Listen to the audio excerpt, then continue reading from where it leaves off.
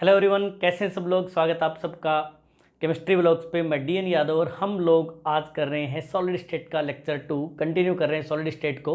Previous lecture में आप लोगों ने पढ़ा था सॉलिड स्टेट जनरल इन्फॉर्मेशंस। इसके अलावा आप लोगों ने पढ़ा था crystalline and amorphous solids, types of crystal solids and classification of unit cells in 2D and 3D। 2D में 5 टाइप के आप लोगों ने यूनिट सेल पढ़े थे। 3D में आप लोगों ने 2 पैरामीटर्स के बेसिस पे क्लासीफाई किया था। एक था on the basis of location of particles, 4 type के यूनिट सेल थे। ऐसे ही 7 टाइप के थे on the basis of a b c and alpha beta gamma. Bravais classification हम लोग प्रीवियस क्लास में पढ़ चुके हैं। इसके अलावा आप लोगों को मैंने ट्रिक भी बता दी है कि ब्रेविस क्लासिफिकेशन को लर्न कैसे करते हैं। आज की क्लास में हम लोग बात करेंगे यूनिट सेल की डिटेल्ड स्ट्रक्चर के बारे में। यूनिट सेल अंदर से कैसी दिखती होगी, उसमें क्या क्या टर्म्स यूज किए जाते हैं। और हमारे सिलेबस में JEE and NEET, boards, olympiads, कोई सा भी आप सिलेबस ले लीजिएगा, केवीपीवाई, एनटीएससी, हर एक एग्ज़ाम में आप लोगों को cubic and hexagonal 2 unit cell के बारे में पूछा जाता है। मतलब हमारे सिलेबस में है hexagonal and cubic unit cells. Complete analysis कर देंगे आज हम लोग। तो स्टार्ट करते हैं detailed structure of detailed study of cubic system. Cubic and hexagonal दोनों ही सिस्टम लेंगे। पहले एक क्यूबिक सिस्टम की बात कर लेते हैं। वेरी फर्स्ट आप लोगों को क्यूब में कौन कौन से टर्म यूज़ होते हैं उनके बारे में थोड़ा बता देता हूँ। ये एक हम क्यूब बना रहे हैं। यहाँ पे हमने पढ़ा था क्यूबिक यूनिट सेल 3 टाइप के होते हैं। प्रिमिटिव क्यूबिक यूनिट सेल जिनमें पार्टिकल्स केवल कॉर्नर पे होते हैं। Face centred cubic unit cell जिसमें पार्टिकल्स कॉर्नर के अलावा फेस सेंटर्स पे भी होते हैं। Body centred cubic unit cell जहाँ पे पार्टिकल्स एक पार्टिकल बॉडी सेंटर पे भी होता है एक्सेप्ट कॉर्नर। तो इसके अलावा हमने पढ़ा था क्यूब में A equal to b equal to c होता है, alpha equal to beta equal to gamma equal to 90 degree होता है। तो हम पहले से ही जानते हैं कि इस क्यूब के ये जो एजेज हैं, हर एक एज के लेंथ को हम ए मान लेते हैं। It is called edge length, है ना। तो ये है अपना एज लेंथ। अब सभी के सभी एज लेंथ सेम है। ये भी ए है, ये भी ए है और ये भी ए है। तीनों एक्सिस में एक्स वाई जेड में सभी एंगल 90 डिग्री है। फर्स्ट हम बात करेंगे कौन कौन से टर्म्स यहाँ यूज़ किए जाते हैं। देखिए आप लोग देख रहे होंगे, ये एक आप लोगों को कॉर्नर दिख रहा होगा इस क्यूब का, ये एक कॉर्नर दिख रहा होगा। These locations are called corners. वैसे आप लोग जानते हो थोड़ा, फिर भी एक बार बता देता हूँ मैं। ये है कॉर्नर। एक क्यूब में कितने कॉर्नर होते हैं मैं यहाँ पे लिख रहा हूँ। Total 8 corners are possible in each cube. Next आप लोगों का जो है वो है एजेज। ये जो आप लाइंस देख रहे हो, ये जो यहाँ पे दो प्लेन आके जहाँ पे ज्वाइन होते हैं, this line is called edge. तो ये है एजेज और ये है एज का सेंटर। तो दीज आर कॉल्ड एजेज। और एजेज जो है टोटल 12 होते हैं। आप लोगों को देख रहे होंगे 1 2 3 4 5 6 7 8 9 10 11 12। टोटल एजेज कितने होते हैं? 12।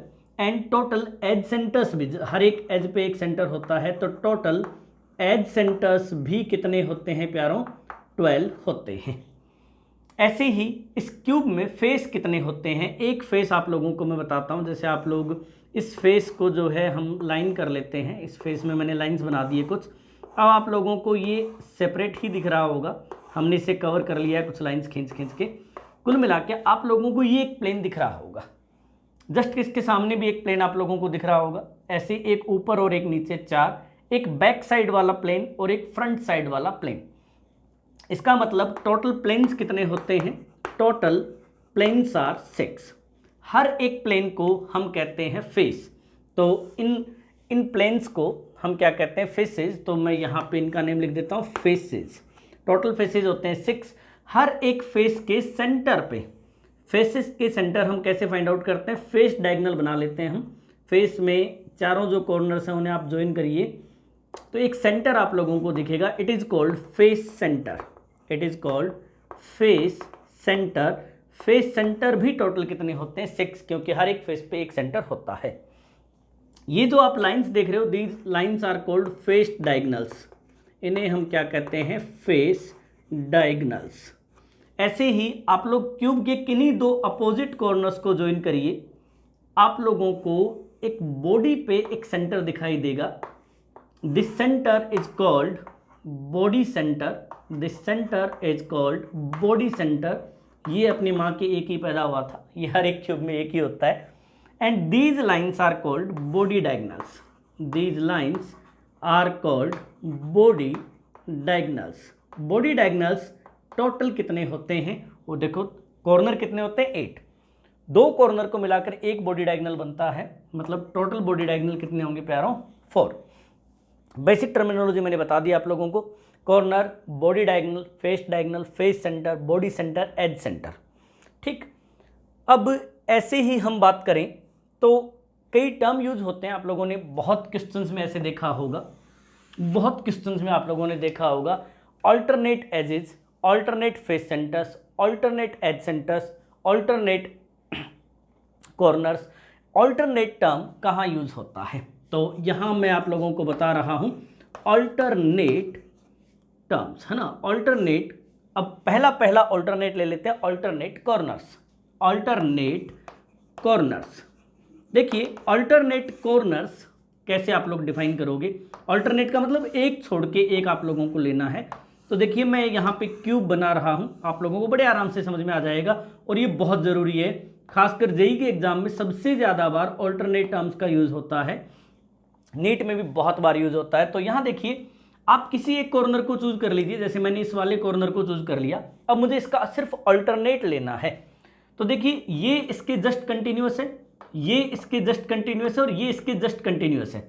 इससे 3 कॉर्नर डायरेक्टली कॉन्टेक्ट में हैं, तो उन्हें हटा दीजिए, इसे हटा दीजिए, इसे हटा दीजिए और इसे हटा दीजिए। लेकिन ये वाला इसके डायरेक्ट कॉन्टेक्ट में नहीं है, then it is the next alternate corner of this cube. अब इसके रिस्पेक्ट में डायरेक्ट कौन है, ये है और ये है। इसका मतलब ये कॉर्नर ऑब्वियसली अल्टरनेट है। देखिए इसके कॉन्टेक्ट में जो डायरेक्ट है उन पे क्रॉस मारे हुए हैं, इसका मतलब इसके डायरेक्ट कॉन्टेक्ट में कोई नहीं है। ऐसे ही यहाँ एक लोकेशन बनेगी। कुल मिला के कोई कहे कि अल्टरनेट कॉर्नर्स पे पार्टिकल ए फिल किया गया था क्यूबिक यूनिट सेल में, तो इसका मतलब है अल्टरनेट आप लोगों के पास कितने आए, ओनली 4। तो अल्टरनेट कॉर्नर्स आर ओनली 4, 8 में से यदि सभी कॉर्नर्स पे पार्टिकल्स फिल किए गए हैं तो कितने होंगे, 8। और यदि कहीं कहे कि अल्टरनेट कॉर्नर पे पार्टिकल फिल किए गए तो आपको सिर्फ कितने कॉर्नर लेने, आउट ऑफ 8 सिर्फ 4 क्या होते हैं, अल्टरनेट होते हैं। ऐसे ही आप लोग देखिएगा। नेक्स्ट हम बात करते हैं alternate face centres, alternate face centres. देखिए कुछ नहीं, आप लोग एक सिंपल क्यूब बनाइए, आप लोगों को बहुत अच्छे से विजुलाइज करना है, और यदि कॉन्सेप्ट क्लियर नहीं हो तो फिर मेरा नाम DN बाबा नहीं।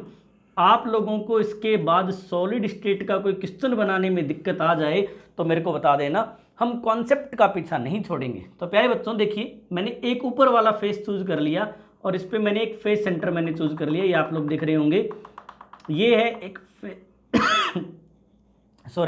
ये एक फेस मैंने ले लिया। इस फेस के सेंटर को हम कहेंगे फेस सेंटर। हमें इसका अल्टरनेट लेना है। इस फेस से डायरेक्ट कांटेक्ट में ये वाली फेस क्रॉस मार दो, ये वाली फेस क्रॉस मार दो, बैक वाली ये जो दिख रही है आप लोगों को इस पे क्रॉस मार दो, और फ्रंट वाली इस पे भी क्रॉस मार दो। ये इसकी अल्टरनेट नहीं है, ये इसके कंटिन्यूअस है। It means the next alternate should be the opposite face centre. It means only opposite faces are alternate to each other and the alternate face centers are only 2 out of 6 face centers। केवल 2 ही क्या होते हैं, alternate होते हैं। ऐसे ही next हम बात कर लेते हैं अल्टरनेट कॉर्नर्स हो गए, अल्टरनेट फेस सेंटर्स हो गए, अल्टरनेट एज सेंटर्स की बात कर लेते हैं। आप स्क्रीनशॉट ले लीजिएगा इस वाले पोर्शन का।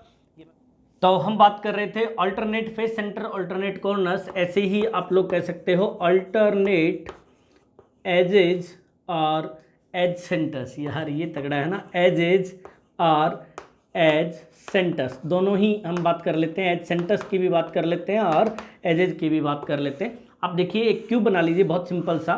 टोटल एजेज कितने होते हैं, 12। इसका मतलब टोटल एज सेंटर्स भी कितने होते हैं, 12।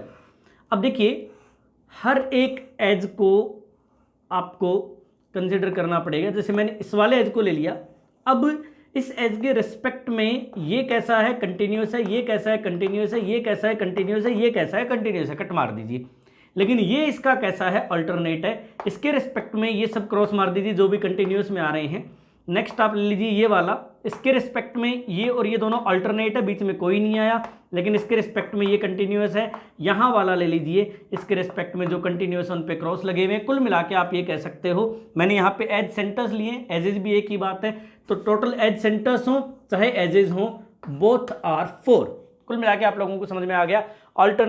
alternate corners 4, alternate face centers 2, alternate edges are only 4। Next हम बात करते हैं इफेक्टिवली एक पार्टिकल किसी यूनिट सेल में कितना पार्टिसिपेशन करता है, मतलब एक यूनिट सेल में जो किसी भी टाइप की है उसमें इफेक्टिव नंबर ऑफ पार्टिकल्स कितने होंगे। तो चलिए देखते हैं। तो अब हम बात करें effective number of particles.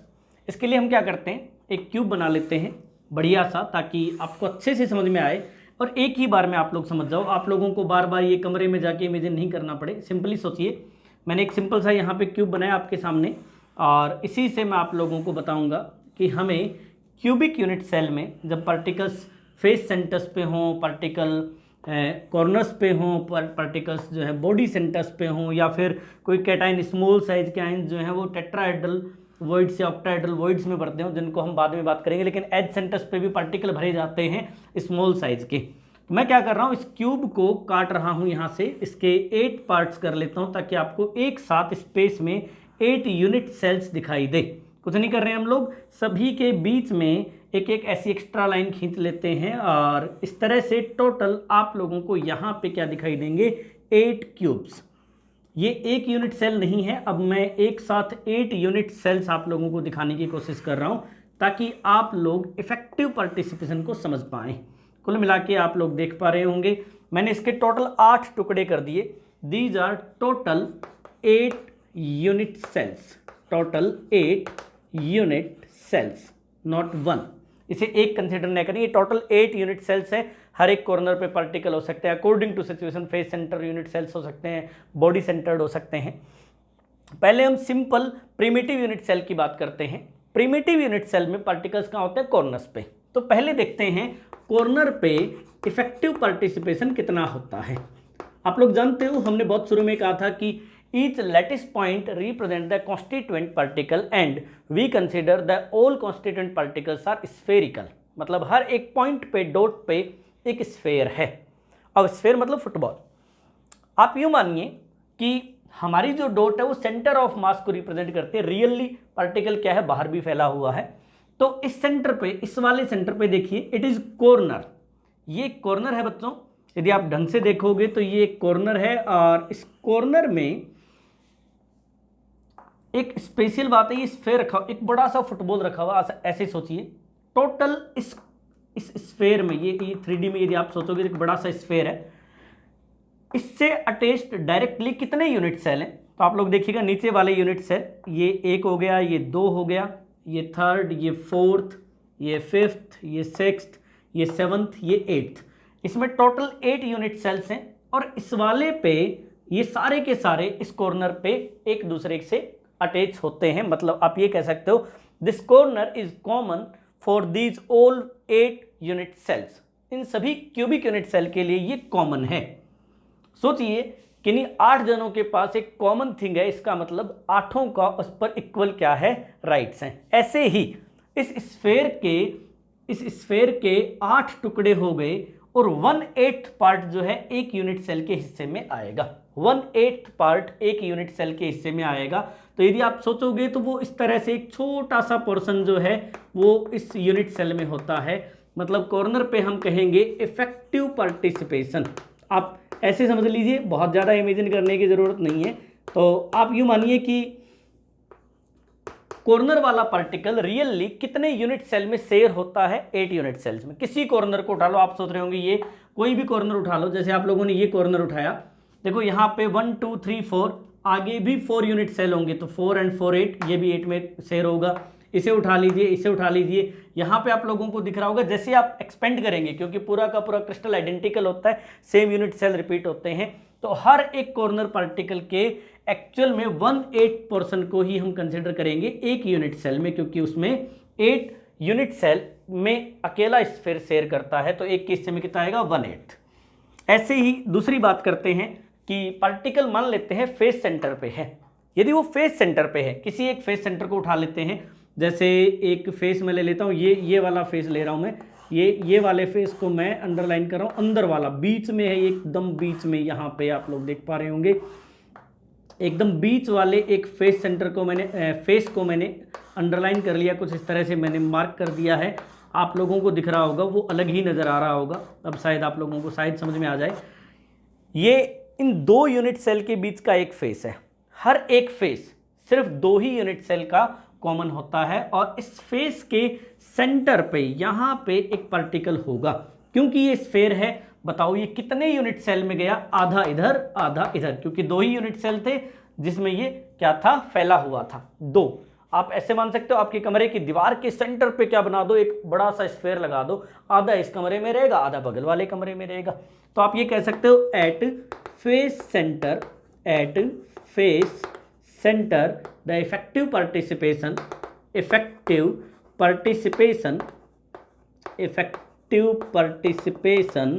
Is just equals to 1/2। चलिए आगे बढ़ते हैं। नेक्स्ट अपना है at body centre. Body centre कहाँ होता है, किसी भी क्यूब के एकदम सेंटर में चले जाइए, जैसे इस वाले क्यूब के एकदम सेंटर में चले जाइए। होच-पोच हो रहा हो तो एक बार मेरे को आप बताना कमेंट सेक्शन में, इसका दोबारा वीडियो बना देंगे, लेकिन मुझे लगता नहीं ज़रूरत है। मैंने इस वाले क्यूब को पिक किया, आउट ऑफ 8 मैंने इसके ऑक्टेंट को 1/8 पार्ट को मैंने एक यूनिट सेल को चूज किया है।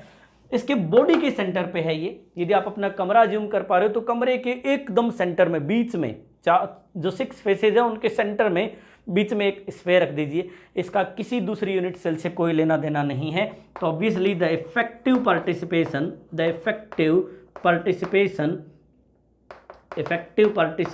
Is just equal to 1। ऐसे ही एज सेंटर्ड यूनिट सेल मैंने कहा था नहीं होते, लेकिन एज सेंटर पे स्पेस होता है बहुत सारे यूनिट सेल्स में, वहाँ पे कुछ वर्ड्स भरे जाते हैं। तो एज सेंटर पे क्या होगा, एट एज सेंटर, ठीक, एट एज सेंटर, यदि कोई पार्टिकल एज सेंटर पे हो स्मॉल साइज का तो क्या होगा। किसी एक एज को उठा लीजिएगा, जैसे मैं इस बीच में एक एज को उठा रहा हूँ, यहाँ पे आप इस पे फोकस करिएगा। देखो ये 1 2 3 4, सिर्फ और सिर्फ 4 यूनिट सेल में ये बंटा हुआ है, मतलब एक यूनिट सेल के हिस्से में कितना आएगा 1/4। तो किसी भी पार्टिकल की लोकेशन क्या है, इससे हम बता सकते हैं कि उसका इफेक्टिव पार्टिसिपेशन कितना है। आप लोगों को समझ में आ रहा होगा। यदि वो कहाँ पे है, यदि वो कॉर्नर पे है तो 1/8 पार्ट होगा। हम क्या पढ़ रहे हैं, आप लोगों को समझ में आ रहा होगा कि हमारी यूनिट सेल में हम कॉर्नर पे पार्टिकल लगाते हैं तो उसका कितना effective part really unit cell के इनसाइड होता है, इसे कहते हैं इफेक्टिव नंबर। तो कॉर्नर पे जो पार्टिकल है उसका केवल 1/8 पार्ट अपनी यूनिट सेल में होता है। जो फेस सेंटर पे है उसका जस्ट हाफ यूनिट सेल के अंदर होता है। जो बॉडी सेंटर पे वो पूरा का पूरा यूनिट सेल में होता है। और यदि कोई पार्टिकल एज सेंटर पे है तो उसका 1/4 पार्ट अपने यूनिट सेल में होता है। आप अपने कमरे में इस चीज़ को आराम से इमेजिन कर सकते हो कि आपका कमरा जो है उसमें टोटल आपको 6 फेसेज मिलेंगे। एक आप लोगों को, यदि आप 8 कॉर्नर्स देख पा रहे हो तो आपको 8 कॉर्नर्स मिलेंगे और 12 एजेस मिलेंगे। कमरे में इमेजिन करना, इसके बाद आपकी पिक्चर क्लियर हो जाएगी, फिर रिपीट करके इसको देख लेना, मज़े से समझ में आ जाएगा, कहीं कोई दिक्कत नहीं है। कॉर्नर्स को मिलाते हो तो इस लाइन को बॉडी डायगोनल कहते हैं। जहाँ बॉडी डायगोनल्स एक दूसरे को टच करते हैं उस पॉइंट को बॉडी सेंटर कहते हैं। तो आप खुद समझ सकते हो कि यदि कॉर्नर पे पार्टिकल रखा है तो आपके कमरे के एडजॉइनिंग कमरे कितने बन सकते हैं। तो आप ऐसे सोचिए, आपके कमरे के एडजॉइनिंग बगल वाला कमरा, इन 2 कमरों के बगल वाले कमरे, 4 तो आपके इसी प्लेन में बन गए। अब दूसरी मंजिल पे चले जाइए, 4 कमरे और बना दीजिए सेम आइडेंटिकल, है ना, क्यूबिक टाइप के, तो वो 8 कमरे किसी एक कॉर्नर पे आप लोगों को मिल जाएंगे। इसका मतलब उस कॉर्नर पे एक स्फीयर लगाओगे तो उस स्फीयर के टोटल 8 टुकड़े होंगे, 8 में से एक टुकड़ा एक यूनिट सेल के हिस्से में आएगा। इस तरह से आप लोग खुद इमेजिन कर सकते हो। ऐसे फेस पे एक दीवार के सेंटर पे एक स्फेयर रखो, आधा बगल वाले कमरे में आधा अपने वाले कमरे में, बॉडी सेंटर पे रखो पूरा अपने कमरे में, एज सेंटर तो जो कॉर्नर दोनों जुड़ रहे हैं ना, इस वाली लाइन पे रखोगे तो इस वाली लाइन पे हमारे इस पहली मंजिल पे कितने कमरे थे, 4, चारों में से एक एक टुकड़ा पांति आ रहा है, तो इस हिस्से में आ रहा है तो शेयर हो रहा है, तो कितना हो गया, एक के हिस्से में कितना आया 1/4। कुल मिला के आप लोगों को समझ में आ रहा होगा इफेक्टिव नंबर ऑफ पार्टिकल्स। अब इसी इफेक्टिव नंबर ऑफ पार्टिकल से मैं आप लोगों को बताता हूं हमारे क्यूबिक सिस्टम में कितने कितने इफेक्टिव नंबर ऑफ पार्टिकल्स होते हैं। तो सबसे पहले चलते हैं एससी यूनिट सेल। एससी मतलब सिंपल क्यूबिक या प्रिमिटिव। प्रिमिटिव में हम जानते हैं केवल कॉर्नर्स पे ही पार्टिकल होते हैं, और कॉर्नर टोटल कितने होते हैं मैंने आप लोगों को बताया 8। कॉर्नर कितने होते हैं 8। एक कॉर्नर पर इफेक्टिव पार्टिसिपेशन कितना है 1/8। इसका मतलब सिंपल क्यूबिक यूनिट सेल में रियली सारे छोटे छोटे टुकड़ों को मिला के देखोगे तो पर यूनिट सेल सिर्फ एक ही पार्टिकल होता है। ऐसे आप लोग चले जाइए BCC body centred cubic unit cell. Body centred cubic unit cell में पार्टिकल्स कहाँ कहाँ होते हैं, एक तो होते हैं कॉर्नर्स पे, कॉर्नर पे हमेशा ही होंगे, मैंने प्लस का साइन लगा दिया यहाँ पे प्लस। एक पार्टिकल इसके अलावा कहाँ होता है बॉडी सेंटर पे, और बॉडी सेंटर वाले का इफेक्टिव पार्टिसिपेशन कितना होता है 1। तो ऑब्वियसली पर यूनिट सेल सिर्फ 2 ही पार्टिकल होते हैं, जबकि यूनिट सेल कैसा हो बॉडी सेंटर्ड क्यूबिक। नेक्स्ट अपना FCC face centred cubic unit cell. हर एक face centred cubic unit cell में पार्टिकल्स होते हैं एक तो कॉर्नर पे, कॉर्नर के लिए हम सीख ही चुके हैं 1/8 multiplied by 8 plus 1/2 multiplied by 6। ये क्या है फेस सेंटर्स, क्योंकि पार्टिकल कॉर्नर के अलावा कहाँ होता है फेस सेंटर्स पे। फेस सेंटर कितने होते हैं 6, एक पे इफेक्टिव पार्टिसिपेशन कितना होता है 1/2, तो Z = 4। इसका मतलब सबसे ज्यादा डेंस यूनिट सेल कौन सा होता है FCC, जिसमें पर यूनिट सेल 4 पार्टिकल होते हैं। इससे कम होते हैं BCC में सिर्फ 2 पार्टिकल, सबसे कम होते हैं सिंपल क्यूबिक में केवल 1 पार्टिकल। ये मजेदार था, सरल था, स्क्रीनशॉट ले लीजिए आप लोग इसका और मजे से आप लोग इसे याद करिए। चलिए आगे बढ़ते हैं हेक्सागोनल यूनिट सेल की ओर। तो चलिए आगे बढ़ते हैं हेक्सागोनल यूनिट सेल। सबसे पहले एक हेक्सागोनल यूनिट सेल का प्रीमिटिव टाइप या आप लोग कह सकते हो सिंपल टाइप मैं यहाँ पे बना रहा हूँ, ड्रॉ कर रहा हूँ। एक इंपॉर्टेंट बात है कि इसका प्रीमिटिव कंपेरेटिवली डिफरेंट होता है। हम लोगों ने पढ़ा था कि प्रीमिटिव यूनिट सेल वो है जिसमें केवल कॉर्नर्स पे पार्टिकल होते हैं, लेकिन जो हेक्सागोनल यूनिट सेल है इसका एक्सेप्शन है वो, क्योंकि इसमें पार्टिकल्स कॉर्नर के अलावा भी कहीं कहीं होते हैं। तो चलिए एक हेक्सागोनल स्ट्रक्चर को ड्रॉ कर लेते हैं। ये मैंने एक सिंपल 2D हेक्सागोनल स्ट्रक्चर बना लिया है। ऐसा ही मुझे एक और बनाना पड़ेगा यदि मुझे पूरा यूनिट सेल बनाना है 3D में। तो इसे ज्वाइन करवा देते हैं किसी दूसरे वाले से कुछ इस तरह से, और ये अपना जो है बना दिया अपन ने दूसरे वाला यूनिट सेल कुछ इस तरह से, दूसरे वाली लेयर सॉरी। कुल मिला के अपन ने एक यूनिट सेल बना लेना है इस तरह से। आप लोग ज्वाइन कर दीजिए इन्हें, ये ज्वाइन कर दिया आपने। बनाना सिखा रहा हूँ थोड़ा सा, आप लोग कभी कभी खुद भी बनाएं तो मान लो थोड़ी बहुत मशक्क़त करनी पड़ जाए कभी। तो टेढ़ी मेढ़ी लाइनें बनाइए, एकदम सीधी लाइनें मत बनाइए। मतलब टेढ़ी मेढ़ी का मतलब है साइज़ को थोड़ा सा डिफरेंट रखिएगा, नहीं तो अच्छा वाला नहीं बनेगा, मिक्स हो जाएगी लाइनें। तो देखिए ये मैंने एक हेक्सागोनल यूनिट सेल को ड्रॉ कर दिया है। उम्मीद है आप लोगों को ये थोड़ी सी दिख रही होगी ढंग से। और अब देखिए यहाँ थोड़ा सा अलग टर्मिनोलॉजी है, कॉर्नर और फेस सेंटर वही सब चीज़ें, लेकिन यहाँ नंबर डिफरेंट है। ये है कॉर्नर्स, आप लोग देख रहे होंगे। ये जो येलो कलर के जो मैं डॉट बना रहा हूँ, दीज आर लैटिस साइट्स और क्रिस्टल के अंदर अवेलेबल पार्टिकल्स हैं, और उन पार्टिकल्स के सेंटर ऑफ मास या न्यूक्लियस को हम यहाँ पे रिप्रेजेंट कर रहे हैं। प्यारे बच्चों आप देख रहे होंगे इस यूनिट सेल में ये जो मैंने ड्रॉ किए हैं अभी तक, ये सारे के सारे कॉर्नर हैं। आप लोग देख रहे हो ये सारे के सारे कॉर्नर हैं। इसका मतलब इसमें 6 + 6 टोटल कॉर्नर कितने होते हैं, मैं यहाँ लिख रहा हूँ टोटल कॉर्नर्स कितने होते हैं 12। डिफरेंट होता है। क्यूबिक में टोटल कॉर्नर कितने होते हैं प्यारे बच्चों, सिर्फ और सिर्फ 8 होते हैं, यहाँ 12 होते हैं। यहाँ फेसेज कितनी होती है, तो टोटल फेस कितने होते हैं टोटल, तो देखिए 1 2 ये तो सामने दिख रहे हैं, 3 4 देखो ये इधर वाला एक इधर वाला, आमने सामने 2, फिर ये 2, तो 2 +2 6 +2 8 +2 10, टोटल फेसेज यहाँ पे कितने होते हैं 10। ऐसे ही आप लोग देखिए एजेस कितने होते हैं इसमें, तो 1 2 3 4 5 6 ये एजेस होते हैं। 6 नीचे वाले हो गए, 12 6 हो गए यहाँ के 1 2 3 4 5 6, तो 18। तो टोटल एजेज कितने होते हैं, टोटल एजेज, यार ये एज खा गया ना, परेशान कर दिया इसने, एजेज आर 18। टोटल एजेज कितने होते हैं 18। ये तो थी जनरल नॉलेज कि हेक्सागोन क्या होता है। अब चलते हैं इसमें पार्टिकल प्रिमिटिव में कहाँ होते हैं। मैंने स्टार बना रखा है, इसका मतलब पार्टिकल्स केवल और केवल कॉर्नर पे नहीं होते। पार्टिकल्स कहाँ होते हैं, इसके अलावा पार्टिकल्स होते हैं फेस सेंटर्स पे, सिर्फ और सिर्फ 2 फेस सेंटर पे। एक पार्टिकल होता है यहाँ पे, एक पार्टिकल होता है यहाँ पे, सिर्फ और सिर्फ 2 फेसेस पे होते हैं। और 3 होते हैं in the body, inside the body there are 3 particles. Total कुल मिला के आप लोग थोड़ा और डिटेल पढ़ोगे इस चैप्टर में, बार बार हेक्सागन क्यूब आते रहेंगे तो धीरे धीरे धीरे धीरे आप लोगों को बहुत बढ़िया से क्लियर हो जाएगा। अभी आप लोगों को याद रखना है कि पार्टिकल्स कहाँ कहाँ होते हैं, तो आप लोगों को प्रिमिटिव में याद रखना है at all corners, at all corners. Second at 2 hexagonal face centres, सिर्फ 2 ही फेस सेंटर्स पे होते हैं और कहीं और बाकी सारे फेस सेंटर्स पे नहीं होते। फेस जितने फेसेज होंगे 10 फेसेज है तो 10 फेस सेंटर भी होंगे, है ना। ऐसे ही पार्टिकल्स इसके अलावा और कहाँ होते हैं, तो आप लोग कह सकते हो 3 पार्टिकल्स आर प्रेजेंट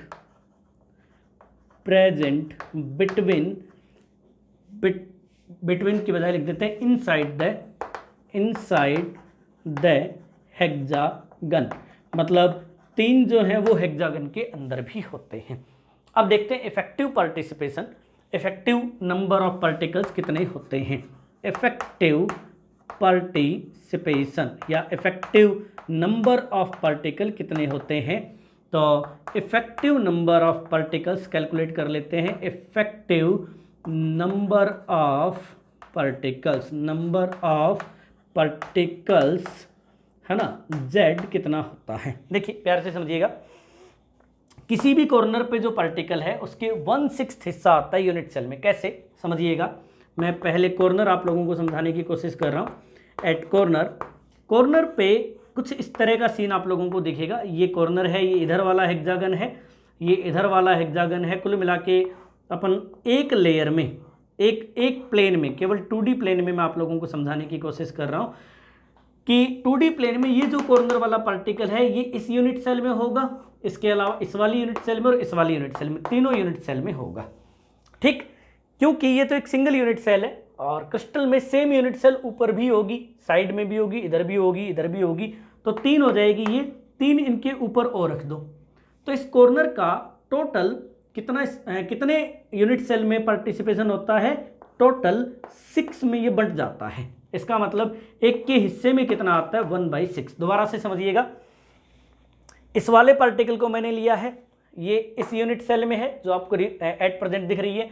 इसके बगल में एक यहाँ पे यूनिट सेल होगी, जैसे मैंने इसको एक्सटेंड किया, यूँ एक्सटेंड किया, यूँ एक्सटेंड किया, तो यहाँ बगल में भी एक यूनिट सेल होगा, यहाँ बगल में इधर भी एक यूनिट सेल होगा, इसको एक्सटेंड कर दीजिए। ठीक, तो 3 तो हो गए, देखो ये 2 3, ये 3 तो हो गए नीचे वाले, 3 इनके ऊपर और ला के रख दो, टोटल कितने हो गए 6, क्योंकि रियली क्रिस्टल 3 डायमेंशनल होते हैं। तो इसका मतलब एक के हिस्से में कितना आता है 1/6। देखिए यहाँ पे ये क्योंकि फेस सेंटर है, इसके जस्ट ऊपर एक यूनिट सेल और होगा, तो ऑब्वियसली 2 ही हिस्से होंगे, तो यहाँ पे हिस्सा आएगा 1/6, यहाँ पे आएगा 1/2, और यहाँ क्योंकि ये इनसाइड द बॉडी है और इनसाइड के द बॉडी जो पार्टिकल होता है उसका पार्टिसिपेशन कितना होता है 1। तो Z इक्वल्स टू, कैलकुलेट करिए, टोटल कितने हैं 6 + 6 12, तो एक के हिस्से में कितना आ रहा है 1/6 मल्टीप्लाइड बाई 12।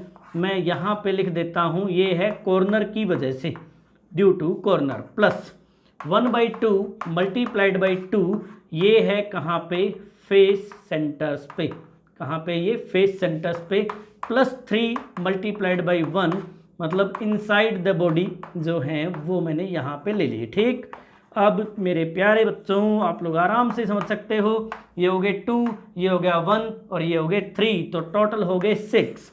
डिफरेंट है थोड़ा सा, लेकिन हेक्सागन में इफेक्टिव नंबर ऑफ पार्टिकल्स कितने होंगे ये भी मैंने आप लोगों को समझा दिया है। Z इक्वल्स टू 6 होता है, याद रखना। ये थोड़ा सा डिफरेंट है, यहाँ आप लोगों को पार्टिकल्स प्रिमिटिव यूनिट सेल में भी कॉर्नर्स के अलावा face, centre and inside the body लेने हैं, और क्यों लेने हैं ये आप लोगों को मैं सिखाऊंगा पैकिंग में, हेक्सागोनल क्लोज पैकिंग में। तो मेरे हिसाब से इफेक्टिव नंबर ऑफ पार्टिकल्स मैंने 4 यूनिट सेल में सिखा दिया, तीनों क्यूबिक में और एक हेक्सागोनल में। आप इसका स्क्रीनशॉट ले लीजिए, फिर आगे बढ़ते हैं। तो नेक्स्ट टॉपिक हमारा जो है वो है type of symmetry in cubic unit cell. मैंने कहा था हम पूरी डिटेल पढ़ने वाले हैं क्यूबिक स्ट्रक्चर्स की, हेक्सागोनल की। यहाँ हम बात कर रहे हैं कि जो हमारा क्यूबिक सिस्टम है वो पहले से इतना सिमेट्रिक है, उसमें ए बी सी तीनों इक्वल हैं, सारे एंगल 90 डिग्री हैं, उसमें सिमेट्रिक एलिमेंट्स कौन कौन से होते हैं। यहाँ की सिमेट्री आप लोगों को बहुत काम आएगी, इस पर बहुत क्वेश्चन बनते हैं। इसके अलावा जब आप ऑर्गेनिक में ऑप्टिकल आइसोमेरिज्म पढ़ोगे तो यही सेम चीज़ आप लोगों को वहाँ बहुत बेनिफिट देगी, क्योंकि उन एलिमेंट्स को वहाँ समझना बहुत मुश्किल होता है, यहाँ समझना बहुत आसान होता है। इससे आप लोगों के माइंड में एक प्री सेट होगा कि हाँ एलिमेंट्स ऑफ सिमेट्री होते क्या हैं। 3 तरह के एलिमेंट्स ऑफ सिमेट्री होते हैं। पहला होता है प्लेन ऑफ सिमेट्री, दूसरा होता है एक्सिस ऑफ सिमेट्री, तीसरा होता है सेंटर ऑफ सिमेट्री। इनमें से सबसे पहले हम लोग बात करने वाले हैं plane of symmetry. Plane of symmetry, plane of symmetry नाम से ही आप लोगों को दिख रहा होगा, इसे रिफ्लेक्शन सिमेट्री भी कहते हैं, रिफ्लेक्शन सिमेट्री भी कहते हैं। तो नाम से ही आप लोगों को दिख रहा होगा कि ये रिफ्लेक्शन मतलब मिरर इमेज बनाती होगी। यह एक प्लेन जो क्या कर देता होगा, किसी स्ट्रक्चर को एग्जैक्टली 2 पार्ट्स में डिवाइड कर देता होगा। तो इसे डिफाइन कर लेते हैं, an imaginary plane which can divide the structure into 2 equal half। ठीक, तो 2 equal half and the both parts are mirror image of each other, इसलिए उसको रिफ्लेक्शन कहते हैं, मिरर इमेज बना देता है। ऐसा मानिए कोई भी एक स्ट्रक्चर यदि सिमेट्रिक होगा तो ही उसमें ऐसा इमेजिनरी प्लेन लेना पॉसिबल है जिससे कि उसके 2 टुकड़े हो सके।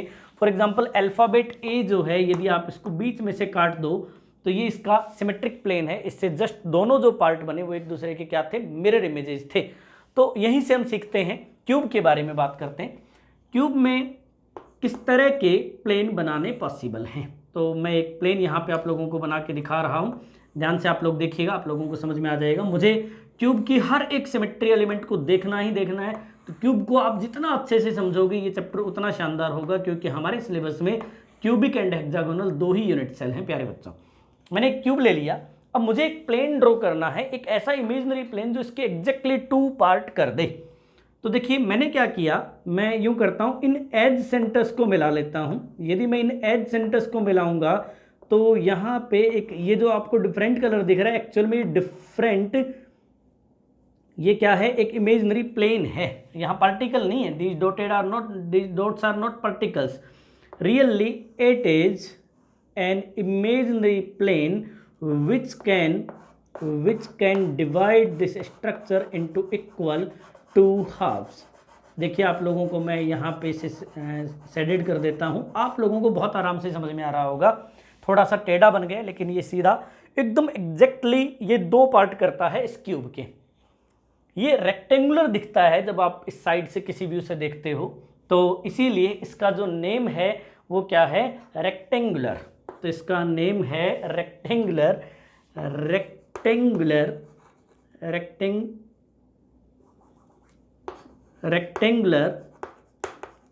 प्लेन इन्हें कहते हैं, रेक्टेंगुलर प्लेन कहते हैं। देखो एक रेक्टेंगुलर प्लेन किन से बना, तो 4 एज सेंटर से मिलके बना। तो मैं यहाँ पे लिख रहा हूँ, ईच रेक्टेंगुलर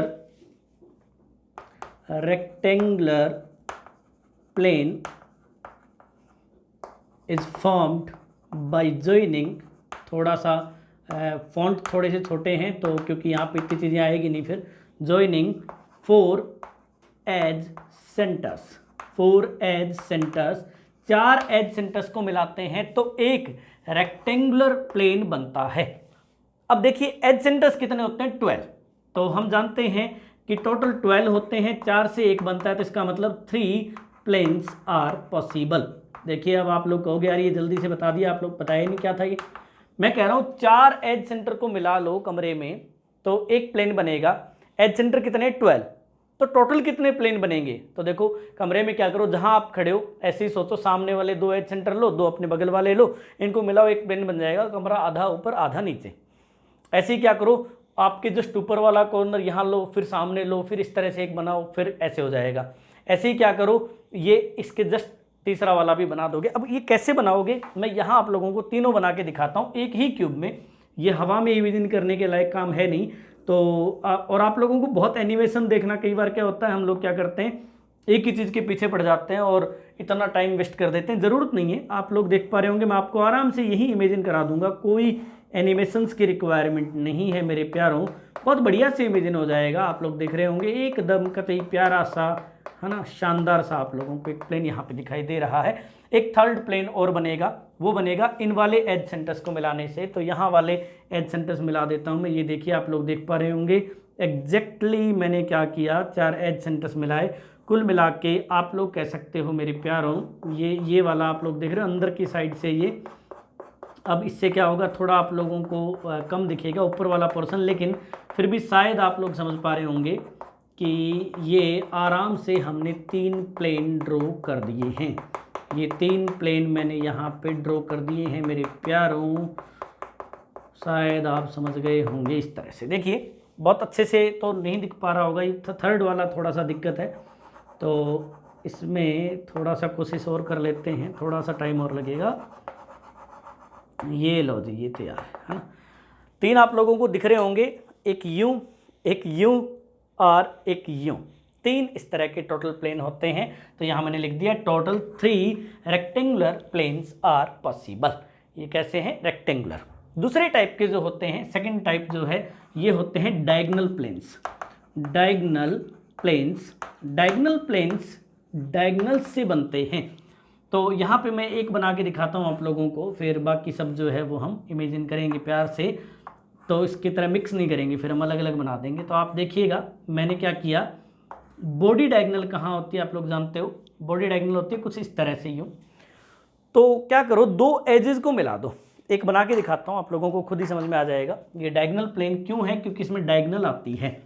तो मैं ये एक बना के दिखा रहा हूँ आप लोगों को बहुत बढ़िया से समझ में आ जाएगा, कहीं कोई दिक्कत नहीं है। दिस प्लेन कट द, देखो ये जो इमेजिनरी प्लेन है ये एग्जैक्टली 2 टुकड़े कर रहा है, और ये पार्ट इसका क्या है, मिरर इमेज है। तो अब आप लोग यूं देखिए कि इस वाले पोर्शन में मैं इसको शेडेड बना देता हूं। इस वाले पोर्शन में मैंने थोड़ा सा कलर कर दिया है। अब आप लोग समझ रहे होंगे, ये मैंने एक प्लेन बना दिया है। बस समझना क्या है पता है, समझना ये कि किसको ज्वाइन करने से बना। देख रहे हो, ये देखो एग्जैक्टली 2 टुकड़े कर रहा है उसके।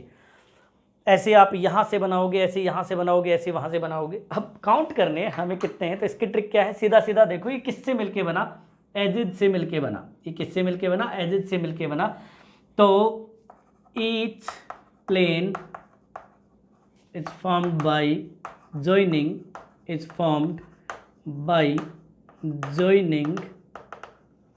क्या ज्वाइन कर रहे हैं हम लोग, 2 अपोजिट एजेस। 2 एजेस को जब हम ज्वाइन करते हैं तब बात बनती है। एज कितने होते हैं, और यार भूल गए यार, अरे 12 होते हैं भाई। तो 12 होते हैं, 2 को मिला के 1 बना, टोटल कितने बनेंगे, 6। अरे बाप रे, बहुत बनेंगे, तो 6 बनेंगे टोटल। अब आपको हो गया यार, बोले 6 बनेंगे, कैसे देखेंगे हम लोग, तो अभी दिखाते हैं आप लोगों को 6 के 6। तो वेट करिए। तो मेरे प्यारे बच्चों, तैयार है टोटल 9 टाइप के प्लेन्स। अब आप लोगों को सेपरेटली दिख रहे होंगे और बहुत बढ़िया से इमेजिन कर पाओगे। जैसा कि मैंने कहा, हमें टाइम वेस्ट नहीं करना, यहाँ वहाँ गूगल सर्च कर डाला, है ना, ये सब नहीं करना। फोकस करिए। यदि आप लोग फोकस नहीं करेंगे तो सिलेक्शन नहीं होगा, बहुत मेहनत करनी पड़ेगी। और इसको मैंने अभी भी सीखा है कि मैं सोचता था यार चलो ठीक है यूट्यूब करना बहुत आसान है, रियली बहुत रिसर्च करना पड़ता है, बहुत मेहनत करनी पड़ती है, तब जाके चीज़ें नॉर्मल होती है और आपको तो नॉर्मल से भी बहुत आगे जाना है। तो देखिए रेक्टेंगुलर प्लेन मैंने आप लोगों को सिखाए थे, टोटल 3 रेक्टेंगुलर प्लेन आप लोगों को यहाँ पे दिखाई दे रहे होंगे। ऐसे ही आप लोगों को टोटल 6 डायगोनल प्लेन दिख रहे होंगे, first, second, third, fourth, fifth, sixth. धीरे धीरे धीरे धीरे क्यूब जो है छोटा होता चला जाएगा, है ना। ये डार्विन थ्योरी पे काम कर रहा है, जो बेस्ट है वही रहेगा, छोटे क्यूब की ज़रूरत है। तो कुल मिला के मैंने आप लोगों को यहाँ पे बताया टोटल 6 कौन से बॉडी डायगोनल, टोटल 3 कौन से रेक्टेंगुलर, कुल मिला के टोटल कितने सिमेट्रिक प्लेन होते हैं 9। तो कितना सिमेट्रिक होता है क्यूब। तो चलिए आगे बढ़ते हैं, स्क्रीनशॉट ले लीजिएगा आप लोग। आगे बढ़ते हैं।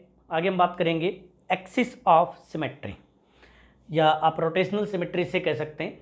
कैसी डेफिनेशन है, किसी भी स्ट्रक्चर में एक इमेजिनरी लाइन ले लो, उस इमेजिनरी लाइन को, जैसे मैंने यहाँ से एक लाइन ले ली, उस इमेजिनरी लाइन के अबाउट उसे 360 डिग्री रोटेशन करवाओ, कंप्लीट 360 डिग्री रोटेशन करवाओ। इस दौरान यदि एक structure more than 1 time repeat होता हो तो इसे कहते हैं एक्सिस ऑफ सिमेट्री या फिर रोटेशनल सिमेट्री। यदि स्ट्रक्चर सिंगल टाइम ही रिपीट नहीं होता तो इसका मतलब उसमें ये सिमेट्री अवेलेबल नहीं है। हो सकता है कि 2 बार उसका स्ट्रक्चर दिखता हो सकता है 4 बार रिपीट होता हो। तो विद इन 360 कितने एंगल पे उसका स्ट्रक्चर रिपीट होता है, उस एंगल को कहते हैं angle of repetition. Angle of repetition, और एंगल ऑफ रिपीटेशन होता है थीटा। एंगल ऑफ रिपीटेशन मतलब मान लेते हैं ये स्ट्रक्चर 90 डिग्री पे रिपीटेशन करता है, फिर 90 पे रिपीटेशन करता है, फिर 90 पे रिपीटेशन करता है, फिर 90 पे वो ओरिजिनल सिचुएशन में आ जाता है। ये नहीं है सिमेट्रिक, तो इससे इमेजिन मत करना। अभी कंपाउंड्स को हम स्ट्रक्चर से करेंगे। Then the theta is angle where structure show repetition. ठीक, अब कितना फोल्ड एक्सिस है इसे हम बात करते हैं n value. N equal to होता है 360 डिवाइडेड बाई थीटा, मतलब कितने टाइम रिपीटेशन होगा। This n represent the total number of times, है ना, in by which the compound show rotation. तो देखिए इससे एक टर्म बनता है एन फोल्ड। तो यहाँ होता है n fold axis. N fold axis का मतलब क्या है? एन फोल्ड एक्सिस का मतलब है compound repeat its structure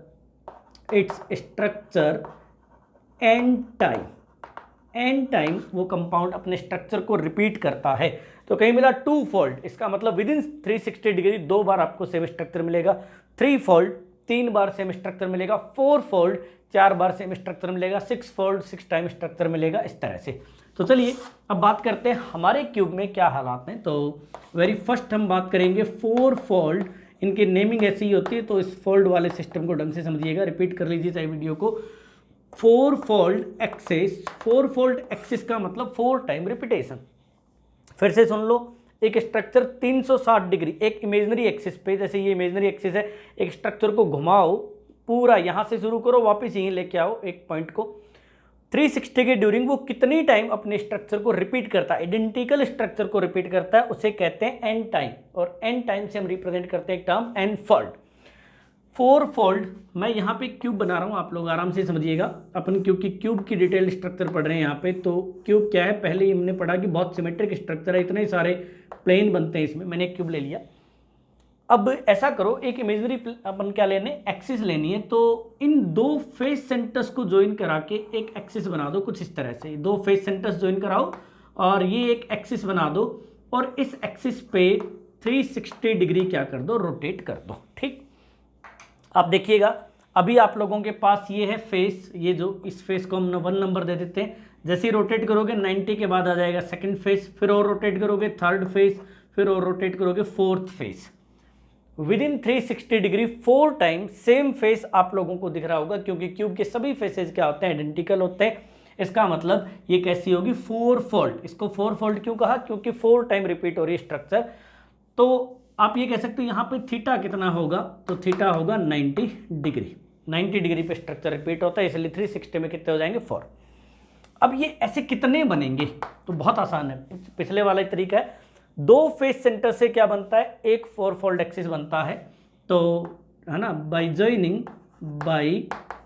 joining two opposite face centres, by joining two opposite face centers we can draw a four fold axis बनाने के लिए कितने चाहिए, टू अपोजिट फेस सेंटर्स चाहिए, क्योंकि टोटल फेस सेंटर होते हैं 6, टोटल फेस सेंटर कितने होते हैं 6, चाहिए कितने 2, इसका मतलब 3 4 fold axis are पॉसिबल, किसमें पॉसिबल है भैया, इन क्यूब में। टोटल कोई पूछे 4 फोल्ड कितने होते हैं, तो हम बता देंगे भैया 4 फोल्ड कितने होते हैं, 4 फोल्ड एक्सिस। क्यों, आप लोग यहाँ पे खुद समझ सकते हो, इन दो को मिलाया आपने, ऐसे ही मैं यहाँ पे एक और क्यूब बना देता हूँ, आप लोगों को सारे तीनों की तीनों स्ट्रक्चर बना के दिखा देता हूँ और आप लोगों को बहुत आराम से समझ में आ जाएगा। देखो मैंने वो दो फेस सेंटर मिलाए तब एक एक्सिस बनी थी, अब इन दोनों को आपस में ज्वाइन कर लो तो ये एक हो गई, मतलब अब आप कंपाउंड को यूं घुमाओगे, ऐसे ही आप लोग क्या करो, इसे और इसे ज्वाइन कर लो, तो अब आप कंपाउंड को यूं घुमाओगे, है ना। तो कुल मिला के कितने बने 3। ऐसे नेक्स्ट अपना जो है वो है 3 फोल्ड एक्सिस। 3 फोल्ड एक्सिस बनती है, मैं सीधा लिख रहा हूँ बाई कॉर्नर्स। 3 फोल्ड किससे बनती है, बाई कॉर्नर्स। कॉर्नर कितने होते हैं 8, 2 को मिलाने से 1 बनती है, तो टोटल बनेगी 4 बनेगी 3 फोल्ड। देखिए एक एग्जांपल के लिए एक स्ट्रक्चर बना देता हूँ मैं, ये देखिएगा, आप लोग आराम से आप लोग समझ जाओगे। यहाँ थोड़ा सा आप लोगों को लगा होगा मैंने जल्दी बता दिया है, लेकिन ये आसान है, आप लोगों को खुद ही समझ में आ जाएगा। एक इमेजनरी आप लोगों को एक्सिस लेनी है, आप इस कॉर्नर को इस कॉर्नर से क्या कर दो, ज्वाइन कर दो, या तो आपने कर दिया ज्वाइन, ये आप लोग देख रहे होंगे। इस तरह से एक एक्सिस मैंने इमेजिन करी है, इस वाली एक्सिस पे 360 डिग्री रोटेट करोगे तो आप लोगों को कितनी बार रिपीटेशन मिलेगा, 3 टाइम रिपीटेशन मिलेगा। 120 डिग्री पे एक रोटेशन मिलेगा, तो यहाँ थीटा होगा 120 डिग्री और 3 टाइम क्या मिलेगा आप लोगों को, रोटेशन मिलेगा। तो टोटल कितने होते हैं कोई पूछे तो, टोटल 3 फोल्ड एक्सिस कितने होंगे 8। देखो इन दो को मिलाया, इन दो को मिला दो, इन दो को मिला दो, इन दो को मिला दो, है ना। इस तरह से कितने बन जाएंगे टोटल 4, है ना, 8 गलत लिख दी मैंने, टोटल कितने हो जाएंगे 4। ठीक, ऐसे ही हमारा जो अंतिम एक्सिस है वो है अपना 2 फोल्ड एक्सिस, वो भी देख लेते हैं। ये आप लोग स्क्रीनशॉट ले लीजिए, ये मिटा रहा हूँ मैं। तो अब देखिए इस वाले में हम लोग क्या करते हैं, अंतिम ले लेते हैं 2 फोल्ड। देखिए नेक्स्ट अपना है थर्ड टाइप, वो है 2 फोल्ड एक्सिस। 2 फोल्ड एक्सिस कैसा होगा, देखिए by joining two opposite edge centres, 2 edge centres को मिला लीजिए प्यारों, तो इससे एक बनेगा 2 फोल्ड। आप लोगों को खुद ही समझ में आ जाएगा 2 टाइम क्यों है, 3 टाइम क्यों है, 4 टाइम क्यों है, ये आप लोगों को समझ में आ ही रहा होगा। देखिए आप कोई भी 2 एज सेंटर्स मिला लीजिए, जैसे मैंने क्या किया, एक एज सेंटर ये वाला ले लिया, एक एज सेंटर ये वाला ले लिया, इन दोनों को प्यार से मिला दीजिए, तो ये हो गया 360। आप खुद देख रहे होंगे ये फेस अभी सामने पूरा 180 डिग्री पे घूम जाएगा, तो पीछे वाला फेस सामने आएगा, 2 ही स्ट्रक्चर होंगे, तो थीटा होगा मेरे प्यारों 180। टोटल कितने बनेंगे, तो एज सेंटर कितने होते हैं 12, तो डिवाइडेड बाई 2, 2 से 1 बन रहा है ना, 2 को मिलाने से 1 बन रहा है, टोटल होते हैं 12, तो टोटल कितने होंगे 6 2 फोल्ड एक्सिस आर पॉसिबल। अब काउंट करिए कि भैया टोटल एक्सिस कितने हो गए, 3 टाइप के, तो सीधा सीधा यहाँ लिख देते हैं टोटल, ग्रांड टोटल कर देते हैं, टोटल एक्सिस, है ना, टोटल सिमेट्रिक एक्सिस कितने होंगे, इक्वल टू, स्टार्ट करिए, 3 तो होते हैं 4 फोल्ड, 4 होते हैं 3 फोल्ड और 6 होते हैं कौन से वाले 2 फोल्ड, तो 6 + 4 + 3 कितने हो गए मेरे प्यारों 13। देखिए कितने थे 9 प्लेन्स थे, 13 क्या है एक्सिस। तो चलिए आगे बढ़ते हैं, अंतिम बचा है अपना सेंटर ऑफ सिमेट्री, उसको भी पढ़ लेते हैं। तो आप लोगों को समझ में आ गया होगा, पूरी मैंने आप लोगों को चीज़ें बता दी हैं। एक बार आप लोग स्क्रीनशॉट ले लीजिए, फिर आगे बढ़ते हैं। नेक्स्ट अपना जो है वो है सेंटर ऑफ सिमेट्री। किसी एक स्ट्रक्चर का वो सेंटर जिससे जब भी आप अपोजिट डायरेक्शन में लाइन ड्रॉ करना स्टार्ट करेंगे तो दोनों ही साइड सेम डिस्टेंस पे, सेम आइडेंटिकल पॉइंट पे यदि वो मैच करती है तो इसका मतलब वो सेंटर ऑफ सिमेट्री, और ये हर डायरेक्शन में होना चाहिए, हर डायरेक्शन में। यहाँ पे डेफिनेशन लिखी हुई है, it is such a point in a structure that any line drawn through it intersects the surface of substance और structure at equal distances and locations on both sides. देखो, इसको ऐसे डेफिनेशन पढ़ने से बात बनेगी नहीं, तो भैया प्रैक्टिकल करके देख लेते हैं कि रियली हम कहना क्या चाह रहे हैं। भैया ये सेंटर है क्या, ऐसा क्या सेंटर है, लाइनें खींचनी कहाँ है, मिलेगी कहाँ, तो देखते हैं। देखिए ये इसका बॉडी सेंटर है, मैं देख रहा हूँ, आप लोग भी देख पा रहे होंगे। बॉडी सेंटर से मैंने क्या किया, हम सीधा सीधा शुरू कर रहे हैं प्रोग्राम। मैंने एक लाइन को ड्रॉ किया इस डायरेक्शन में, और सेम जस्ट अपोजिट मैंने एक लाइन को ड्रॉ किया। देखिए दोनों लाइन सेम डिस्टेंस पे, जितनी डिस्टेंस यहाँ पे है सेम डिस्टेंस पे यहाँ पे भी क्या करेगी, वो सरफेस को, इस क्यूब के सरफेस को कांटेक्ट करेगी एट फेस सेंटर, मतलब लोकेशन भी आइडेंटिकल है, डिस्टेंस भी आइडेंटिकल है। सोचिए इस पॉइंट से आप लोग चले और ऐसे चले, कुछ इस डायरेक्शन में यूं चले गए, सेम जस्ट अपोजिट चलिए आप, सेम इस पॉइंट पे किससे मिले, कॉर्नर से, वाई डिस्टेंस पे, इस पे भी वाई डिस्टेंस पे किससे मिले आप लोग, कॉर्नर से। ऐसे आप लोग एक और सोचिए कि यहाँ से क्या करो, सीधे यहाँ चले जाओ, इसके अपोजिट भी आ जाओ, यहाँ आओगे तो आपको मिलेगा एक एज सेंटर, यहाँ पे भी सेम जेड डिस्टेंस पे आप लोगों को क्या मिलेगा, एज सेंटर मिलेगा। अब आप इसे जहाँ मन करे ना वहाँ ले जाओ, जहाँ मन करे वहाँ ले जाओ, हमेशा इक्वल डिस्टेंस पे इक्वल पॉइंट को वो टच करेगा, then it is centre of symmetry. इसे कहीं भी थोड़ा बहुत इधर उधर कर दो आप लोग, फिर ये दोनों तरफ सेम डिस्टेंसेज नहीं रहेगी। तो ये एक ही है, अपनी माँ के एक ही पैदा हुआ था, only one centre of symmetry is possible. इनके लिए हम ये टर्म यूज करते हैं, शॉर्ट फॉर्म COS, POS है ना, AOS, AAOS, ऑर्गेनिक में खूब मज़ेदार है, पढ़ेंगे हम लोग। अब बताओ टोटल एलिमेंट कितने हुए, तो total symmetric elements in cube. तो देखिए सबसे पहले प्लेन ले लीजिए, हवाई जहाज कितने हैं, प्लेन्स हैं अपने 3 + 6। फिर ले लीजिए एक्सेस कितनी आई थी, 3 + 4 + 6। और थर्ड है सेंटर ऑफ सिमेट्री, सेंटर कितना आया था, 1। इन सब की ग्रांड टोटल कर दीजिए, टोटल आएगा 23। It means total 23 elements of symmetry are present in cube. कितना सिमेट्री का सोचो, 23 एलिमेंट्स होते हैं इसमें, है ना। यार मैंने ये एलिमेंट्स ऑफ सिमेट्री क्यों पढ़ाई, ये तो NCERT में थे ही नहीं, ज़बरदस्ती पढ़ा दिया। नहीं बेटा, ऐसा नहीं है।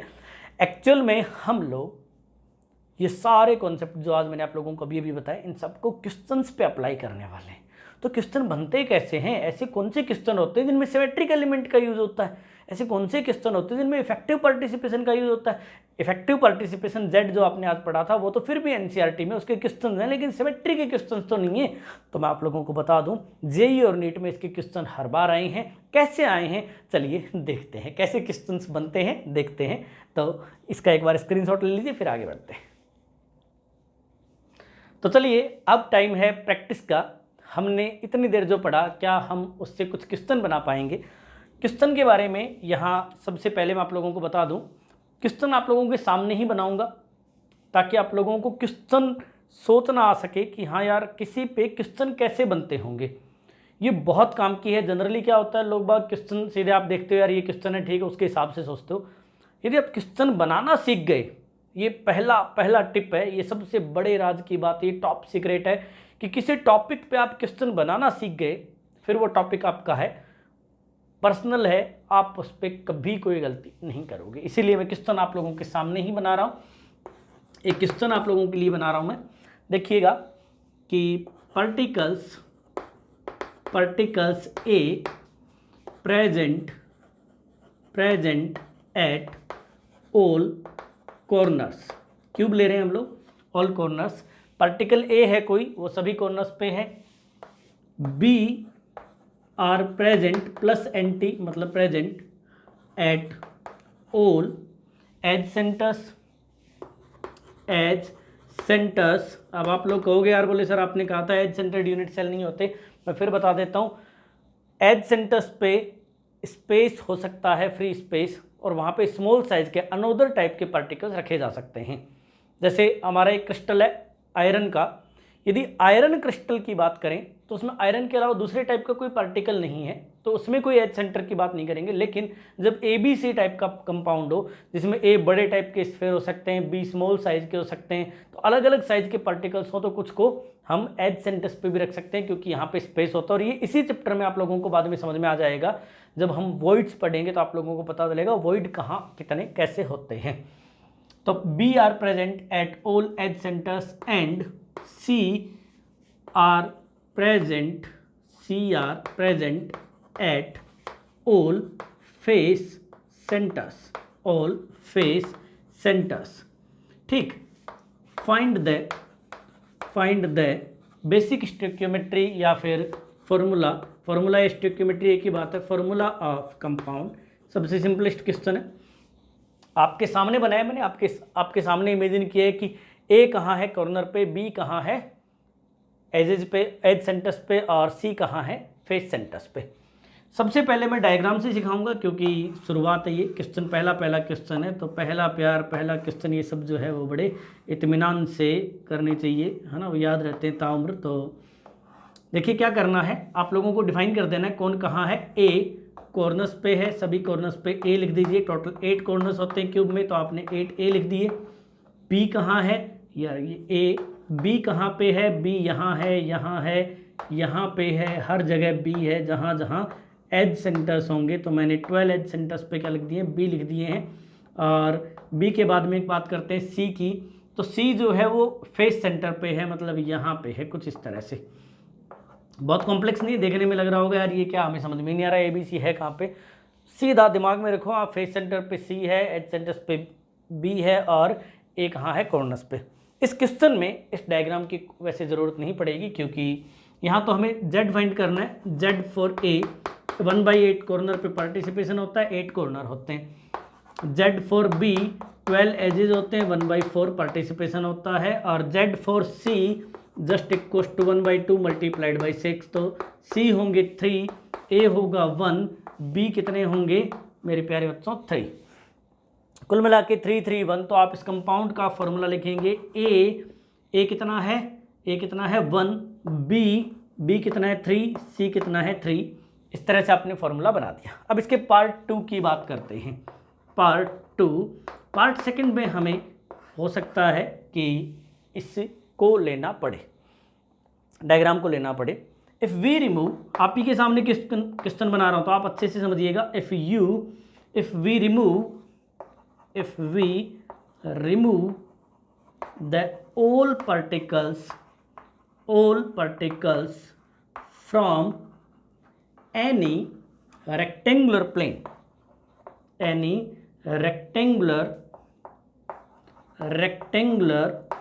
plane, then the new formula is। देखो आप लोगों के सामने मैंने क्वेश्चन बनाया, बहुत आसान है, सीधा देखिएगा कि आपको क्या करना है, किसी एक रेक्टेंगुलर प्लेन से सारे पार्टिकल्स हटा देने हैं। देखिए सबसे पहले इस स्ट्रक्चर को मैंने इसलिए मिटा दिया क्योंकि सबकी ज़रूरत नहीं है, हमें सिर्फ देखना है रेक्टेंगुलर प्लेन पे क्या है।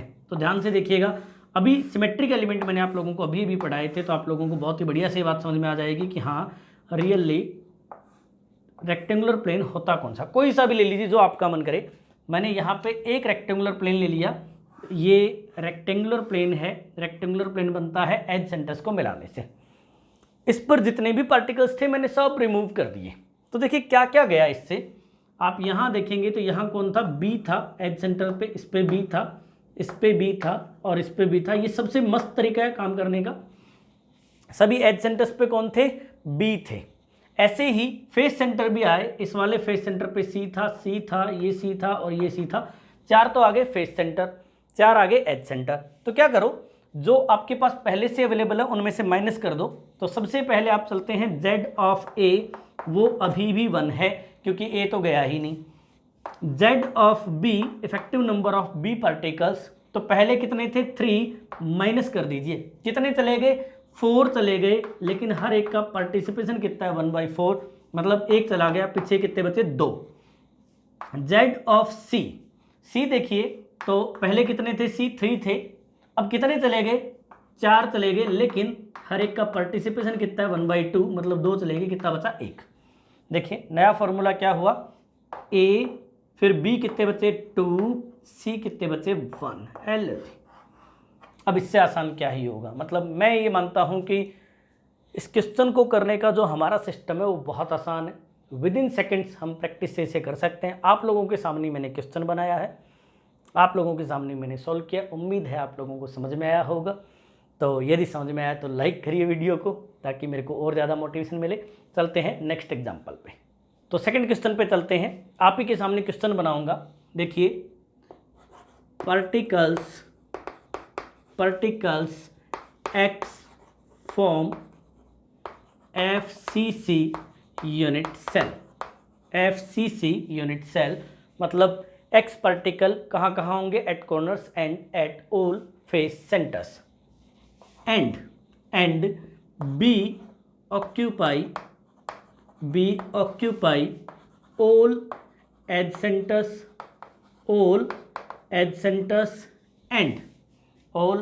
centers and the body center।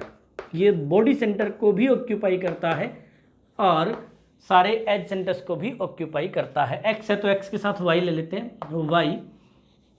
Formula of compound, पहला question simple formula of compound है ना, एज। तो कंपाउंड का फॉर्मूला क्या है, ये COMP मतलब कंपाउंड। सीधा सोल्यूशन है, सीधा सोल्यूशन है, बहुत ज़्यादा नहीं सोचना है। देखिए पार्टिकल्स जो हैं x, उनके लिए 1/8 multiplied by 8 plus 1/2 multiplied by 6 equals to 4। क्या कॉर्नर्स पे हैं और फेस सेंटर्स पे हैं, इसलिए z for y equals to 1/4 multiplied by 12 plus, देखिए ये फेस सेंटर्स हैं, ये कॉर्नर्स हैं, plus 1 at body centre equals to 4। Then the compound is x4y4 means x ratio y कितना हो गया 1:1, 4:4 है ना, तो 4:4 मतलब 1:1। ठीक, पार्ट 2 बहुत मज़ा आने वाला है, आप आराम से देखिए। पार्ट 2 में कहा कि if particles present at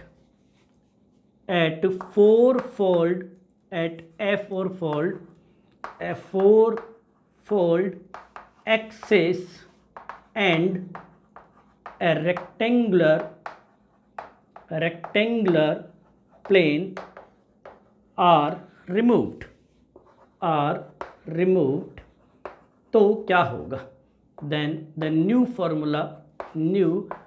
formula of compound is, ध्यान से देखिएगा। अब क्या किया मैंने कहा पार्टिकल जो कि किसी एक 4-फोल्ड पे अवेलेबल हैं और एक रेक्टेंगुलर प्लेन पे अवेलेबल हैं, दो जगह अवेलेबल हैं, इन सब को हटा दो। क्या करो, सीधा सा एक क्यूब बना लो। पहले सारे पार्टिकल मत लिखो, सिर्फ उनको लिखो जो कहाँ है मेरे प्यारे बच्चों, जो उस जगह पे है जहाँ पे से हमें पार्टिकल्स को हटाना है।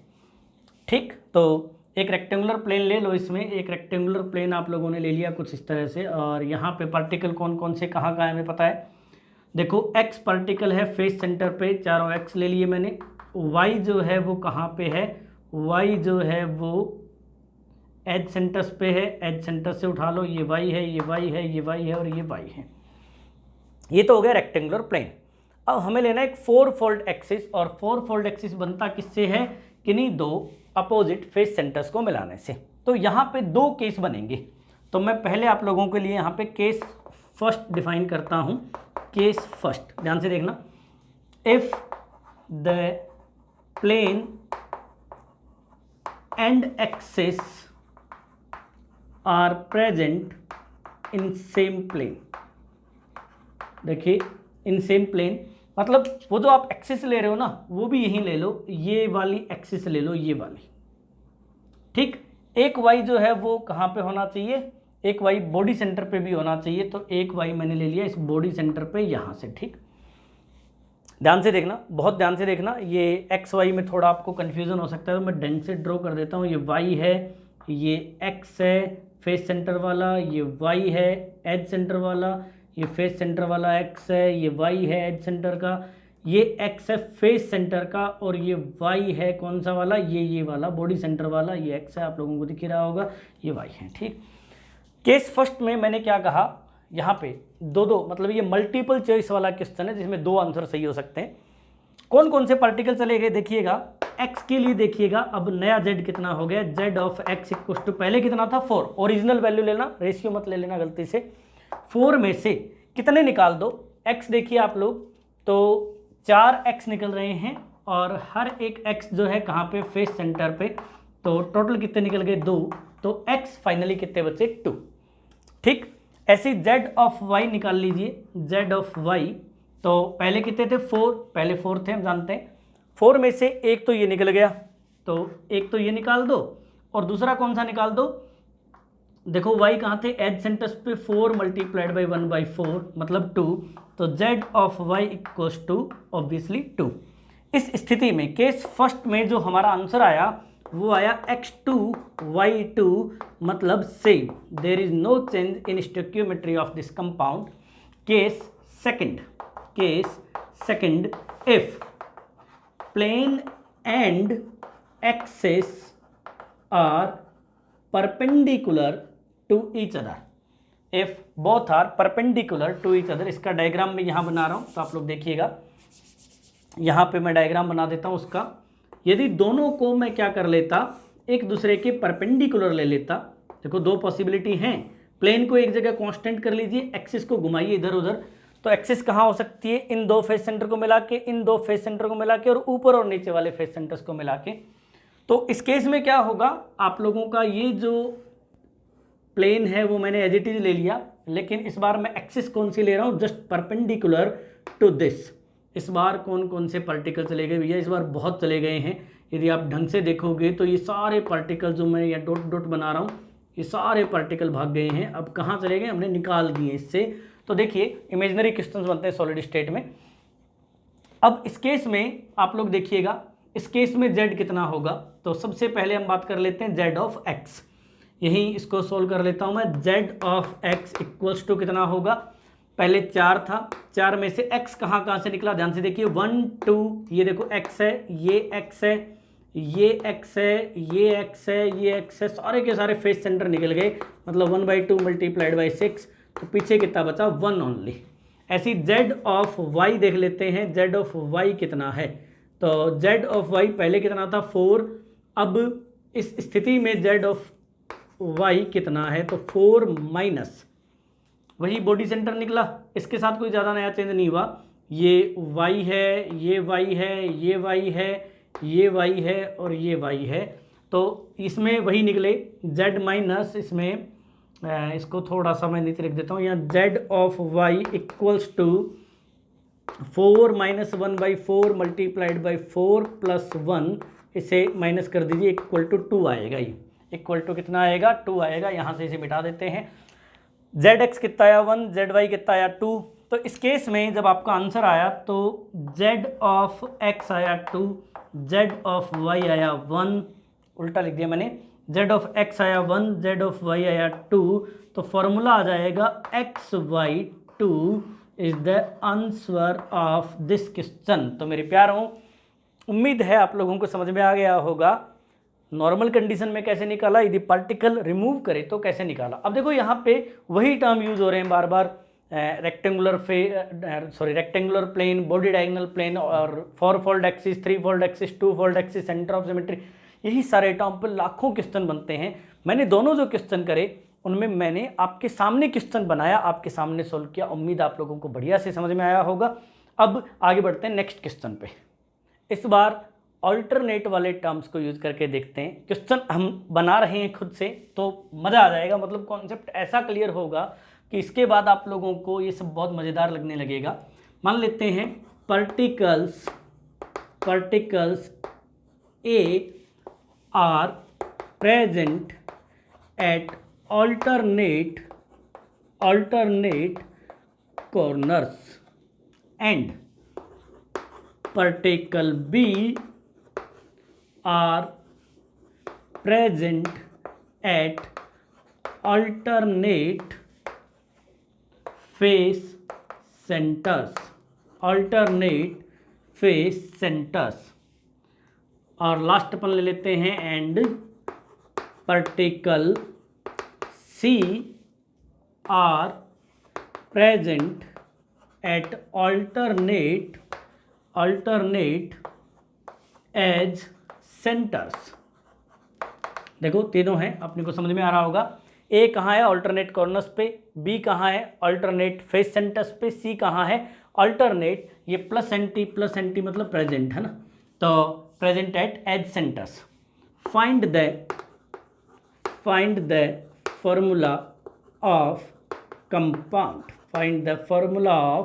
compound। पहला case first, part second. if we remove यार थोड़ा टाइम लग रहा है, लेकिन देखो थोड़ा सा टाइम इन्वेस्ट होगा, लेकिन इसके बाद गूगल सर्च नहीं करना पड़ेगा, यूट्यूब पे कहीं इधर उधर सर्च नहीं करना पड़ेगा, भागना नहीं पड़ेगा। थोड़ा टाइम लगेगा, थोड़ा पेशेंस आप लोगों को रखना पड़ेगा, लेकिन मज़ेदार है, एक बार में समझ में आ जाएगा। If remove all particles, all है इसका मतलब नहीं बताया तब भी, all particles from any diagonal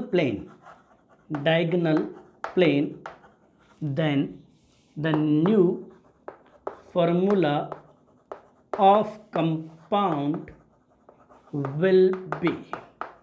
सरल सा क्वेश्चन है, मुझे लगता है आप लोग बना दोगे। यदि आप लोग बना दोगे तो इस क्वेश्चन का आंसर क्या करना है, कमेंट सेक्शन में लिखना है। दोनों पार्ट का कमेंट सेक्शन में आप लोग इसका आंसर लिखिए। ये आज की क्लास में आप लोगों को नहीं बताऊंगा, नेक्स्ट लेक्चर की शुरुआत में आप लोगों को इस क्वेश्चन का आंसर मिल जाएगा। लेकिन मैं उम्मीद ये करूंगा कि मुझे बताना ही नहीं पड़े, आप सबके कमेंट इस क्वेश्चन पे आ जाएं। क्वेश्चन फिर समझा देता हूं। Particle A are present at alternate corners, particle B are present at alternate face centres, C are present at alternate edge centres, then the normal formula of compound in this situation, and if we remove some particles related to or present at diagonal plane, only one diagonal plane, then the formula of compound will be। Case 1 and case 2 दोनों के answer आप लोग लिखेंगे, तो मैं उम्मीद करता हूं कि आप लोगों को आराम से इनके आंसर्स मिल जाएंगे। आराम से आप लोग सोल्व करके कमेंट सेक्शन में ये आंसर लिख दीजिएगा। जो सबसे पहले कमेंट करेगा, सबसे पहले 3 कमेंट वालों के नेम अगली बार आप लोगों को बताए जाएंगे। तो फिर मिलते हैं अगली क्लास में। यदि आप लोगों को ये सब मज़ेदार लगा तो आप लोग केमिस्ट्री व्लॉग्स को सब्सक्राइब कर लीजिए और अपने सभी दोस्तों को शेयर करिए ज़्यादा से ज़्यादा। एक और बात कि यदि आप लोग फिजिकल के अलावा ऑर्गेनिक एंड इनऑर्गेनिक पढ़ना चाहते हैं तो वो भी अपने केमिस्ट्री व्लॉग्स पर अवेलेबल है। आप लोग इसके लिए भी ये मैं आप लोगों को सजेशन में वीडियो दे रहा हूँ। आप लोग फिजिकल के अलावा इनऑर्गेनिक ऑर्गेनिक तीनों पैरेलल में चला सकते हैं, तीनों को एक साथ रिवाइज कर सकते हैं।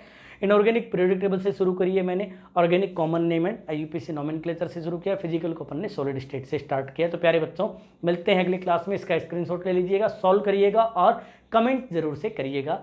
Thank you, bye bye.